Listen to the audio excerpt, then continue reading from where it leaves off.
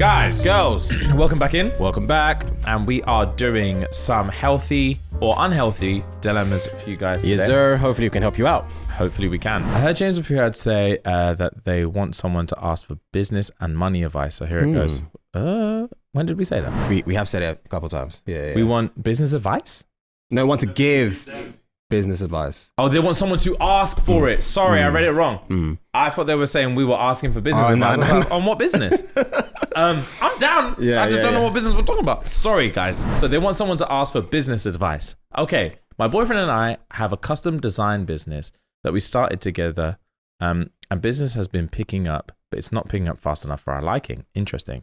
I keep telling my boyfriend to be patient and that things will work out and get busy when the time is right. But I feel like I'm just saying shit. I would too, to be fair.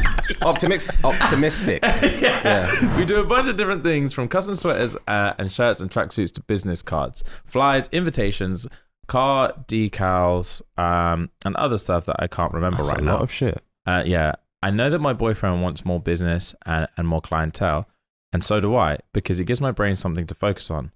But what would you guys suggest that we do? This is such a different dilemma. I'm so gassed.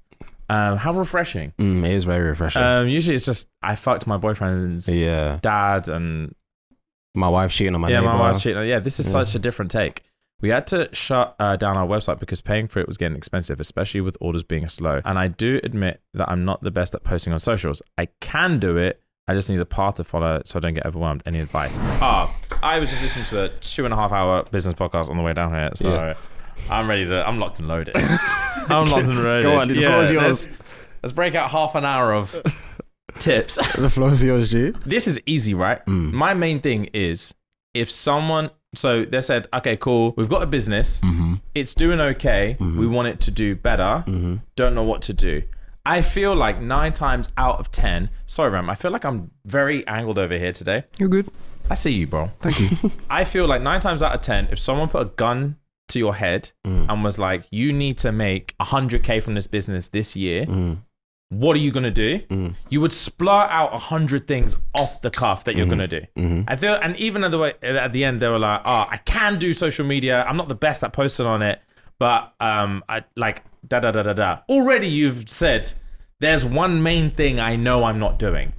Immediately you've answered your own question before we even go any further. I also think it sounds like they're either too spread. Oh, bro, they're scattered. Yeah. It sounds like we do custom this, custom that, custom this, custom that, custom this, custom that. I feel like if you're gonna do custom everything, you do one. It's not custom. It's one thing. If you're gonna do sweaters, tracksuits, cars, business cards, flyers, invitations, this, that, the other, you do it in one style that you are famous for. That everyone was like, I want this thing that they do, as opposed to we can do whatever you want. No one wants anyone who can do whatever you want. Yeah. I watched a TikTok recently. It was talking about editors actually, and it was like generic editors are fucking themselves over by being too available, and like people think that YouTubers or content creators or businesses or whatever want like I can do it all type shit. When realistically, if you're like, I am a podcast editor, if we are as a podcast looking for a podcast editor and someone's like, I'm a podcast editor, you're obviously going to hire the person who says I'm a podcast editor versus the editor who's just like, I can do whatever you want. You think you're providing a better service by saying, I can do whatever you want. Yeah. But realistically, it sounds like you can't do shit. Yeah, you're spread too thin. I experienced that personally, actually. Oh, really? Go on. So I had a invitation to edit a video that was in the football niche. I don't know nothing about football. I don't watch football. I don't know any of the memes or anything like that. But I said, no problem. I'll help out. And I edited the video. And to me, I thought I got it to a point where it was like, yeah, this is a good edit. Send it off. It's just missing something. Granted, they wanted it very much like Chris MD style. If you watch his videos. So I was like, okay, cool. Binged a lot of Chris MD videos. Tried to make it. It just wasn't exactly where they were after. They just took my project and sent it off to a football channel editor. He smashed it out of the park. Oh, damn. Smashed it out of the park. Because that's just not my style. I work on other things, but that stuff, no, it wasn't me. But it did show me very much that there are people that do this. And there are people that don't do this. And I'm in the latter half. 100%, bro. Like, that's the thing as well. Like, I feel like if someone came to us and was like, I need advice to be a better YouTuber, I feel like I can give like a certain amount of advice. But if they were like, I am 11 episodes into my podcast. I want to do this and that. Yeah, you could talk a lot more. Let's sit down and grab a coffee, bro, because Yeah. this is my thing. Yeah. This is what I do. Yeah. And I feel like, yeah, so from just an outsider looking in, way too scattered. Find a niche. You either do one thing. Very well. Yeah, you can either like pick sweaters for one and be like, we do custom sweaters. And then you have like an array of all these different sweaters. And everyone's like, what the fuck, bro? If I want a custom sweater, I'm going to these people. Or you say, we do this design or this style or this theme, and we can do whatever you want. We've done it on cars. We've done it on sweaters. We've done it on tracksuits. We've done it on business cards. And everyone's like, that design's fucking sick. I want a phone case in this style that they do. And then, bro, there. So one, pick a niche, because this scattered bullshit is not doing anything. It's like, I remember my mum likes handyman, innit? And then I remember there was a guy who used to come over and do like prune our garden and shit. And he was just like well, go on. Nothing, bro. What were you gonna say? My mum likes handyman. I didn't say nothing, bro. I didn't say nothing. We're doing pause looks over my mother. Didn't say nothing. That's fine. You didn't need to, because you, man. I didn't say It's nothing. fine. Mums are in play. Let's go on. Now I know, innit? Mums are in play. Mums are in play. Say less. Now I know. My mum used to not care about whether it's a handyman or a specific guy. And I remember the Okay. guy who used to prune our gardens, she asked, he was like, I can do whatever. And she had him look at like fucking putting on my brother's shelves in his room. And I remember at the time being like, why? Get someone who specifically does this shit to do this shit. Like, I don't, like, if he's a plumber, he's a plumber. If there's a guy in a van, he's not touching my pipes. Pause. Yeah. Fair. Yeah. So yeah, niche down. For one, again, social media for two, bro.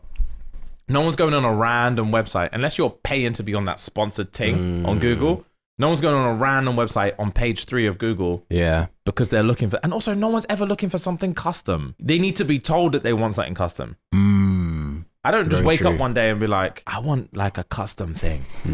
That doesn't even make sense. Yeah. That really doesn't make sense. Yeah. So now realistically, it's only going to be friend of a friend of a friend. That's your clientele. So yeah, niche down immediately. Post on social media that niche. One style across multiple things, multiple styles across one thing. Pick a lane. Yeah. And then yeah, do the gun to the head thing. And if someone put a gun to your head right now and said, what would you do differently to get to where you want to be? Write down a list of all those things that you would do and do them. What would your suggestion be? Bro, nail on the head. You've pretty much said almost everything I was going to say. I was going to double down on the fact that they're spread too thin. They're doing custom this, that, and whatsoever. They need to pick a lane and just go from there, because you're never going to make, especially as a startup business, you're never going to make a lot of money from a lot of things. You're going to make decent money from one or two things. You always have your best sellers. 80-20 rule, they call that. Yeah, you always have your best sellers. In a restaurant, you could have 10 stars. 3 of them will do well. The 7 of them, you might like them, but it doesn't mean the rest of the world's going to like them. So dumb it down a bit and stick with maybe 5 and then see how that performs. And then pick your best 3 and then try and perfect those even more and then go from there. Just because you think it's a great idea and because you're gassed about doing tracksuits, business cards, flyers, invitation, it doesn't mean your target audience are going to like those ideas as well. Just, dumb it down and pick 1 or 2 things and go from there. You probably make more money within a year than you have by doing 7 things. 100%, bro. Yeah. Jordan 4s and Jordan 1s. Biggest sellers by far. Yeah. You don't need any And other I like ones. 11s. There you go. That's crazy. I love 11s. There we go. There's people out there for the 11s. And Justin's the first person to ever say I like 11s. There we go. But yeah, 80% of people want Jordan 4s or Jordan 1s. That's it. So just keep doing that. There we And go. no one looking for no Jordan 26. Yeah, man. Yeah. 3s? What's a 3? Yeah. What is a 3? I've dabbled in 3s. So I got out of there as quickly as I could. Yeah. But that's a really good dilemma. I'm glad that they asked that question. Yeah, man. What is the name of that 80-20 rule? It's called, it's like an Italian name. Pareto principle. Pareto's law. That's it. Okay. Pareto's law. This is a fun anecdote. Pareto was someone in Italy or some shit like that. I'm paraphrasing, which is basically a guy who figured out that in a town that he lived in, I think it was Italy or France or whatever, that he realized that 20% of the people in that town made 80% of the money. And he tracked that law across pretty much everything and discovered that like in pretty much every business, 80% of the like revenue comes from 20% of the items. Makes sense. In a business, again, like 80% of the work is usually done by 20% of the staff. And et cetera, et cetera, et cetera. And it goes across like pretty much everything. So they always say, like, for people who are trying to start a business, find that thing that's going to make 80% of your shit. And that applies to these lot. Good dilemma. Business gurus. Bro, I swear to God, I could talk about business for days and days and days and days. And I hate so much. So me and Fred went to an event not long ago. And you'll like this, Rem. Remember Ali Abdaal? Of course I do. So we went to an event recently. Was he there? No, but he's like a really good like business and like productivity and all this kind of stuff YouTuber, right? And me and Rem used to watch his shit all the fucking time. And he used to do this yearly recap of this is how much money I made this year and where it all came from. My favorite thing in the world to watch. My favorite fucking thing. It was like my key driver to make money from content creation. I used to love it. I'm pretty sure I said it to you, man, all the time. God, it was like an hour long. I watched them. Oh, fair. It was so good. Anyway, there's a company that I've spoke about years ago called Heights, and they're a supplement company. They're actually really, really, really good, and they do subscription supplements. I met the founder of that company the other day, and it was Ali Abdaal who suggested that company in one of his videos years ago, and he approached me and was like, "Oh, you use our stuff?" And I was like, "Yeah," and he was like, "Oh." And we were just talking, and then he was like, I said it was Ali Abdaal who I remember he was talking about one of his videos, and he was like, yeah, me and Ali are really good friends, and I was like, sick. And then he was like, oh, did you want me to like pattern you man up? Pause. And I was like, you know what? No, because I have cemented myself in the fact that we do a certain type of content, and other people do another type of content, and sometimes I can have an interest that branches over into another style of content, but I shouldn't force other people to listen to that because I understand it's just me.